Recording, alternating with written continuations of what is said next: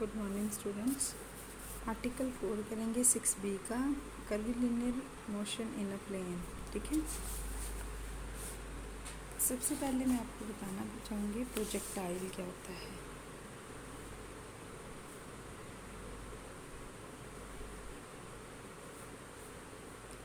Projectiles, ठीक है, projectile क्या है?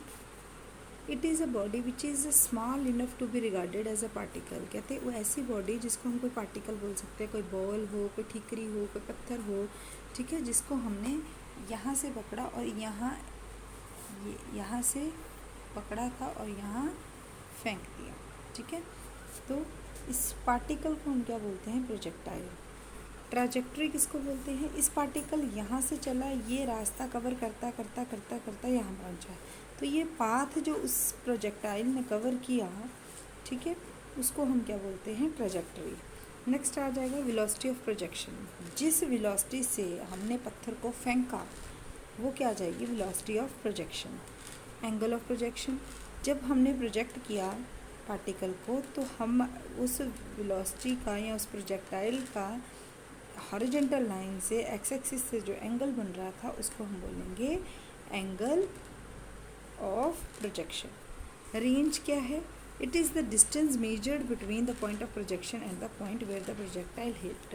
मतलब ओ से लेके, ये ए नाम दे देती हूँ मैं इसको, तो ओ ए जो डिस्टेंस कवर किया इस पार्टिकल ने, ऊपर कितना उछला दैट डजेंट मैटर, जो डिस्टेंस उसने कवर किया that is the range of the projectile. तो ये हॉरिजॉन्टल प्लेन में ये हॉरिजॉन्टल रेंज है। ठीक है, तो टाइम ऑफ फ्लाइट, जितना टाइम उसने लिया पर्टिकुलर रेंज को कवर करने के लिए, that is time of flight. First article हो गया हमारा। फोर्थ आर्टिकल 5 है, ए particle of mass m is projected from a fixed point with velocity u in a direction makes an angle alpha with the horizontal neglecting air resistance. जो हवा का pressure इस ball को रोक रहा है उसको हम नेग्लिजिबल कर देंगे। Find its motion and show that its path in a parabola. तो हमें बेटा ये एक्स एक्सिस और वाई एक्सिस प्लेन दिया हुआ है। ठीक है, ये इसकी इनिशियल वेलोसिटी है जिससे इस प्रोजेक्टाइल को हमने फेंका। ये प्रोजेक्टाइल की रेंज है ओ और ए।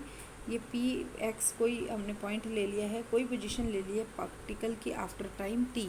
मतलब मान लो कि टी सेकेंड कवर होने के बाद पार्टिकल इस पॉइंट पे था, एक्स वाई कोई भी ले लिया हमने। ठीक है, तो हम उसकी हॉरिजेंटली अगर इसको रिजॉल्व करेंगे पी पॉइंट को, तो ये कितना आ जाएगा? D square X by D T square. अगर वर्टिकली करेंगे D square Y by D T square. अब हॉरिजेंटली जो इसकी वो है एक्सेलेरेशन है D square X by D T square, और वर्टिकली इसकी एक्सेलेरेशन है D square Y by D T square. अब देखो बेटा, पार्टिकल हॉरिजेंटली कोई ऊपर को है इसका, पर हॉरिजेंटली कुछ नहीं है। देखो horizontally M F equation of motion किसके इक्वल आ जाएगा? जी के। वर्टिकली एक फोर्स लग रही है, हॉरिजेंटल कोई फोर्स नहीं लग रही, इसलिए जीरो आ गया। ठीक है, इक्वेशन ऑफ मोशन में हम क्या लेते हैं? M F is equals to force के लेते हैं ना, M F is equals to force. तो हॉरिजेंटली कोई फोर्स नहीं लग रही, तो ये एम एफ किसके इक्वल आ जाएगा? जीरो के। और यहाँ वर्टिकली एम एफ किसके इक्वल आ जाएगा? एम जी के, क्योंकि ये मास इनटू ग्रेविटी, ये पॉइंट मास इस भार और ग्रेविटी मिल के हमारे क्या बना रहे हैं? फोर्स को बना रहे हैं। तो एम एफ किसके इक्वल आ जाएगा? माइनस एम जी, क्योंकि पार्टिकल ऊपर को जा रहा है, ओ माइनस एम जी। ठीक है, अब यहाँ से एम जीरो हो गया, यहाँ से एम और एम कट गया। अब ये चीज़ आ गई हमारे पास, इसको भी डिफ्रेंशिएट कर देंगे विद रिस्पेक्ट टू टी, इसको भी इंटीग्रेट कर देंगे विद रिस्पेक्ट टू टी। इन दोनों को इंटीग्रेट कर दिया, हमारे पास ये आ गया। ठीक है, इनिशियली अब हमारा क्या है? टाइम ज़ीरो है। इनिशियली जब हमारा टाइम ज़ीरो है, ठीक है, तो कहते हैं हम सी की वैल्यू निकालेंगे। इनिशियली जब टाइम ज़ीरो है, ठीक है, तो D x by D T is equal to U cos alpha होती है, D Y by D T U sine alpha होती है। हम पिछले कर चुके हैं। तो D x by D T U cos alpha, D Y by D T U sine alpha. तो टाइम अगर जीरो है तो ये जीरो हो जाएगा, C1 की वैल्यू आ जाएगी यू कॉस अल्फ़ा और C2 की वैल्यू आ जाएगी यू साइन अल्फ़ा। इसकी जगह हमने फुलफिल कर दिया ना, ये देखिए d x by D t आ गया हमारे पास C1, और d x by D t हम इनिशियली किसको ले रहे हैं, यू कॉज अल्फ़ा को, which is equals to C1। Initially ये वेलोसिटी आई ना, इनिशियली वेलोसिटी को हमने, ये था यू, ठीक है, तो हमने इसको रिजॉल्व कर दिया with respect to X axis and Y axis. ये यू है तो ये अल्फ़ा है, तो ये यू कॉज अल्फ़ा और ये यू साइन अल्फ़ा, रिजॉल्व कर दिया दोनों को, ठीक है। तो D x by D T किसके आ जाएगा, यू कॉज अल्फ़ा के equal, D Y by D T U sine alpha के इक्वल। तो D x by D T की इसके इक्वल लिखे थे, C1 की वैल्यू ये आ गई, ठीक है। अब D Y by D T हमारा किसके इक्वल था, माइनस जी टी C2। तो इनिशियली जब टाइम 0 हो गया तो C2 is equals to d Y by D t आ गया, और d Y by D t हमारे पास किसके इक्वल है, यू साइन अल्फ़ा के, विच इज़ इक्वल्स टू C2, ठीक है। तो इस तरह से हमारी C1 और C1 की वैल्यू आ गई, इसको हमने फिल किया d x by D t और d Y by D T की वैल्यू निकाल ली। अगेन हम डिफ्रेंशिएट कर देंगे with respect to t, x को और वाई को भी, ए और बी हमने कांस्टेंट ले लेने हैं, इनिशियली टाइम भी 0 है, एक्स भी 0 है, वाई भी 0 है, तो ए और बी की वैल्यू 0 आ गई, तो एक्स भी आ गया हमारे पास, वाई भी आ गया हमारे पास, ठीक है। अब देखिए टाइम निकालना है हमने, तो टी निकाल लिया फ्रॉम 9th इक्वेशन कौन सी है, ये वाली। यहाँ पे x is equals to u cos alpha into t है, तो t यहाँ रह गया, ये डिवाइड हो गया, तो टाइम हमारे पास आ गया x divided by you cos alpha, ठीक है। Putting this value of t इन 10, अब t की इस वैल्यू को हमने यहाँ पे फिल कर दिया, तो यहाँ से हमारे पास y की वैल्यू निकल आई x tan alpha minus 1/2 g x square divided by u square cos square alpha. अब हमने x और y की फॉर्म में ही वैल्यू को निकाल दिया, t यहाँ से एलिमिनेट कर दिया है, तो इस चीज़ को हम बोलेंगे which is the equation of the path of the projectile. मतलब जो ट्रजेक्टरी की हम बात करते हैं, पाथ ऑफ प्रोजेक्टाइल की इक्वेशन हमारी बन के आ गई, ठीक है। और ये हमारा टाइम आ गया, और ये इस तरह से हमने मल्टीप्लाई किया both side, 2 u square cos square alpha by g we get, दोनों साइड पे हमने ये जो इसके डिवीज़न में आ रहा था उस चीज़ को हमने दोनों साइड पे मल्टीप्लाई कर दिया, तो ये you square cos square alpha cut जाएगा, जी के साथ जी कट जाएगा, तो ये बच जाएगा अकेला एक्स स्क्वायर, तो यहाँ पे ये मल्टीप्लाई होके हमारे पास क्वाड्रेटिक इक्वेशन बन गई in x, adding this to both side. अब इसको दोनों साइड पे इसको हमने क्वाड्रेटिक इक्वेशन बन गई ना यहाँ पे, तो इसको हमने परफेक्ट स्क्वायर बनाने के लिए जो चाहिए होता है उससे हमने ऐड कर दिया और सब्ट्रैक्ट कर दिया, ठीक है। अब पता कैसे चलता है, ये बड़ी सिंपल सी बात है, हमारे पास x का स्क्वायर है, 2ab है, हमने b स्क्वायर निकालना है, तो 2b स्क्वायर क्या आएगा, ये पूरा का पूरा ही आ जाएगा, इसका पूरे का स्क्वायर आ जाएगा, 2 और x को छोड़ देंगे, तो उसके साथ हमने दोनों साइड पे ऐड कर दिया, परफेक्ट स्क्वायर बन गया, which is parabola of the form x minus h square minus l y minus k. तो यही हमने बताना था कि पाथ ऑफ द प्रोजेक्टाइल वो क्या है, एक पैराबोला है, जो कि हमने आर्टिकल 5 में प्रूव कर लिया है। नेक्स्ट आर्टिकल 6 में फाइंड द लेटेस्ट रेक्टम, ये जो पैराबोला है उसका हम latus rectum, vertex, focus, height of trajectory parabola traced out by projectile. बेटा पैराबोला आप बीएससी फर्स्ट ईयर में पढ़ चुके हैं, पैराबोला क्या होता है, इस लेटेस्ट रेक्टम क्या होता है, वर्टेक्स, फोकस, हाइट अगर आपको नहीं पता है तो मैं आपको एक लेक्चर सेंड कर दूंगी इसके ऊपर, अभी मैं आपको नहीं फ़िलहाल सिंपल थोड़ा थोड़ा बता दूंगी जितना रिक्वायर्ड है। तो equation of the path of the projectile जो हमने यहाँ पे प्रूव की वो हमने यहाँ पे सीधा ही आर्टिकल में ले ली है, तो यहाँ से हमने इसका इस वर्जन में भी हमने इसको लिखते हैं, ये भी equation of the path of the projectile है, ये भी है, बस इसको हमने पैराबोला की फॉर्म में लिखा है, तो पैराबोला की फॉर्म में यहाँ पे हमने ले लिया है इसको, which is parabola whose vertex is. अब पैराबोला की इक्वेशन में वर्टेक्स कौन से आते हैं, जो x माइनस और y माइनस हो, तो x माइनस क्या चीज़ है, h की जगह ये है और k की जगह ये है, और h और k उसके वर्टेक्स होते हैं। लेटेस्ट रेक्टम क्या होती है, 2a, ये 2 u square cos square alpha by g, ठीक है, ये हमारी क्या आ जाएगी, लेटेस्ट रेक्टम आ जाएगी, 2 by g u cos alpha का whole square, horizontal component of velocity का स्क्वायर।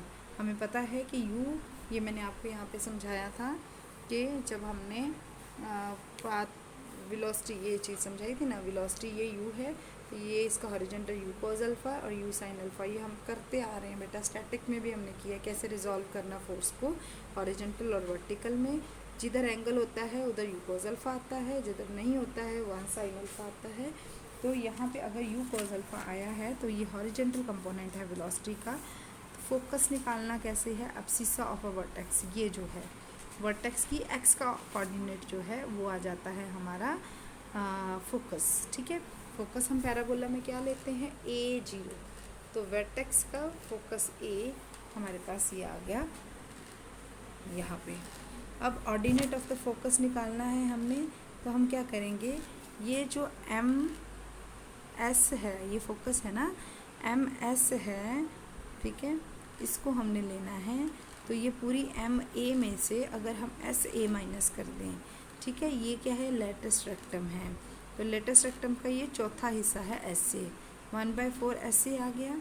ठीक है, और कोऑर्डिनेट ऑफ वर्टेक्स A, ये हमने ऑर्डिनेट ऑफ वर्टेक्स A ये है हमारे पास, तो ये लिख दिया, -1/2 लेटेस्ट रेक्टम लिख दिया। यहाँ से हमारा ऑर्डिनेट ऑफ फोकस आ गया, मतलब y की वैल्यू आ गई, तो फोकस की दोनों वैल्यूज़ हमारे पास यहाँ आ गई हैं।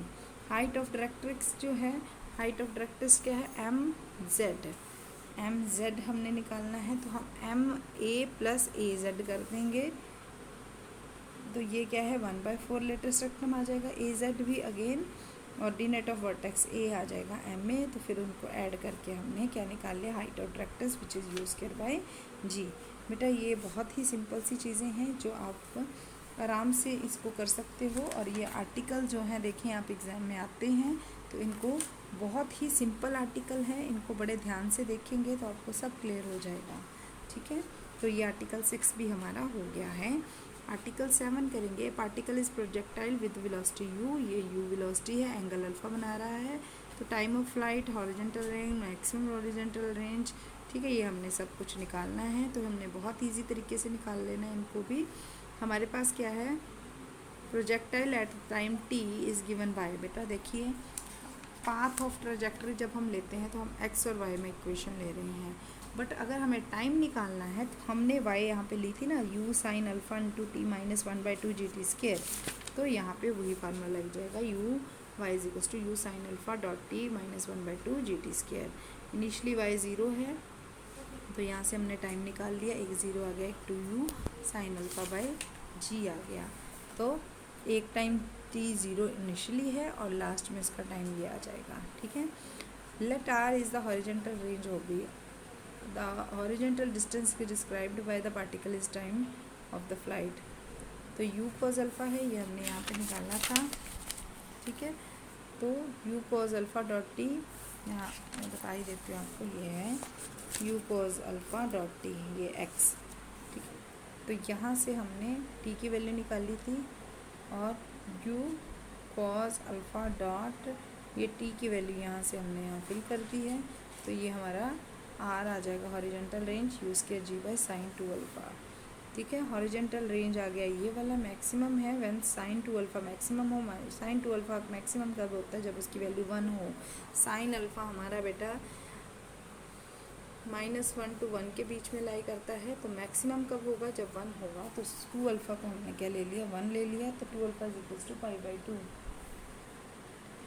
व्हेन अल्फ़ा = π/4 आ गया। तो हमारी मैक्सिमम रेंज कब होगी, जब अल्फ़ा की वैल्यू π/4 होगी। π/4 फिल करके मैक्सिमम हॉरिजॉन्टल रेंज इसमें वैल्यू फिल कर दी, तो हमारे पास क्या आ गया, u²/g, जिसको 1 लिख दिया ना, तो ये आ गया u²/g। सिंस कहता है u² sin 2π - 2 alpha is equals to this is the same range. Greatest height attain कब होगी, जब MA होगा, MA। ठीक है, ये चीज़ MA, ये सबसे मैक्सिमम हाइट पे होगा, तो कब होगा ये, ऑर्डिनेट ऑफ वर्टेक्स आ जाएगा। ऑर्डिनेट ऑफ वर्टेक्स हमने क्या लिया, u² sin स्क्वायर अल्फ़ा/2g, तो यहाँ से ये आ गया u² sin स्क्वायर अल्फ़ा/2g। ये आर्टिकल्स हैं, बहुत इंपॉर्टेंट है, इनके रिज़ल्ट अगर आपको आ गए, फार्मूलाज आ गए, तो सब बड़े इजीली हो जाएंगे। तो be careful while doing all these articles, कि आपको सब आर्टिकल्स सही से समझ आए। अगर कहीं प्रॉब्लम हो रही है तो you people can ask me.